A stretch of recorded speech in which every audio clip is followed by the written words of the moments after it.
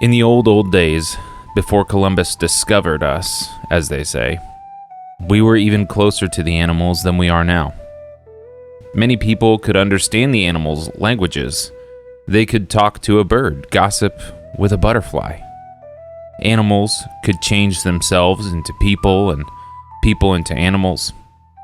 It was a time when the earth was not quite finished, when many kinds of mountains and streams, animals and plants came into being according to nature's plan. In these far-gone days, hidden from us, as in a mist, there lived a rabbit, a very lively, playful, good-hearted rabbit. One day this rabbit was walking, enjoying himself, when he came across a clot of blood. How it got there, nobody knows. It looked like a blister, a little bladder full of red liquid. Well, the playful rabbit began toying with that clot of blood, kicking it around as if it were a tiny ball.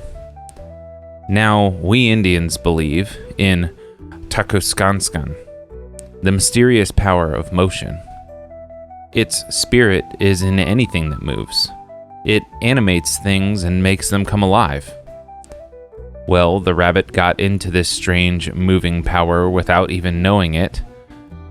And the motion of being kicked around, or rather the spirit of the motion, and I hope you can grasp what I mean by that, began to work on the little blob of blood so that it took shape, forming a little gut.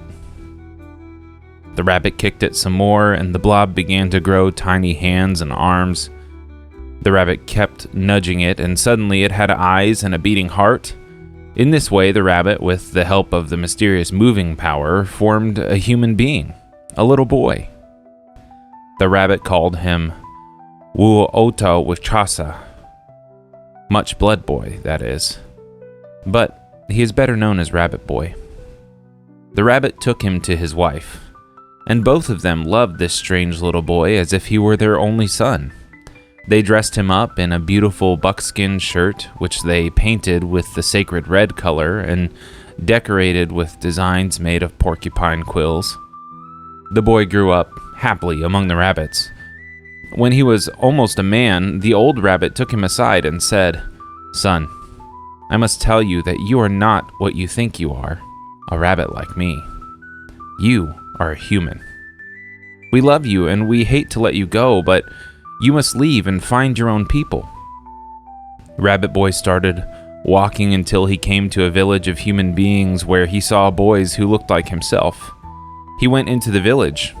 The people could not help staring at this strange boy in his beautiful buckskin clothes. "Where are you from?" they asked him. "I am from another village," said Rabbit Boy, though this was not true. There was not another village in the world, for, as I told you, the earth was still in its beginning. In the village was a beautiful girl who fell in love with Rabbit Boy, not only for his fine clothes, but also for his good looks and kind heart. Her people, too, wanted him to marry into the village, wanted a man with his great mystery power to live among them. And Rabbit Boy had a vision. In it, he was wrestling with the sun, racing the sun, playing hand games with the sun, and always winning. But Iktome, the wicked Spider-Man, the mean trickster, prankster, and witch doctor, wanted that beautiful girl for himself. He began to say bad things about Rabbit Boy. "Look at him," Iktome said, "showing off his buckskin outfit to us who are too poor to have such fine things." And to the men he also said, "How come you are letting him marry a girl from your village?" He also told them, "In case you want me to, I have a magic hoop to throw over that Rabbit Boy. It will make him helpless." Several boys said, "Iktome is right."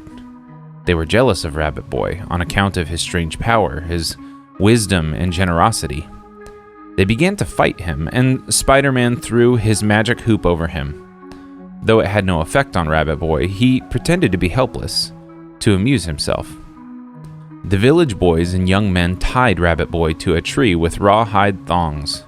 All the time, the evil Spider-Man was encouraging them.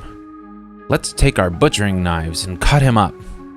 "Friends, Kolapila," said Rabbit Boy, "if you are going to kill me, let me sing my death song first." And he sang, Friends, friends, I have fought the sun. He tried to burn me up, but he could not do it. Even battling the sun, I held my own." After the death song, the villagers killed Rabbit Boy and cut him up into chunks of meat, which they put in a soup pot. But Rabbit Boy was not hurt easily. A storm arose, and a great cloud hid the face of the sun, turning everything into black night. When the cloud was gone, the chunks of meat had disappeared without a trace. But those who had watched closely had seen the chunks forming up again into a body, had seen him going up to heaven on a beam of sunlight.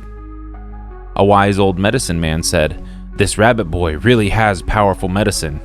He has gone up to see the sun. Soon he will come back stronger than before, because up there he will be given the sun's power.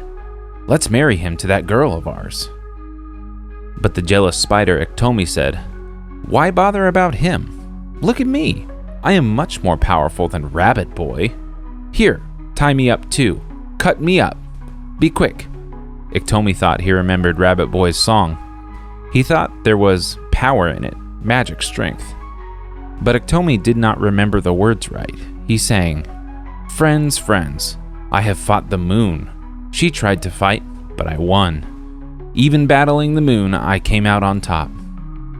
They cut Iktome up, as he had told them, but he never came to life again.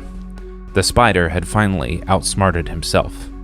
Evil tricksters always do.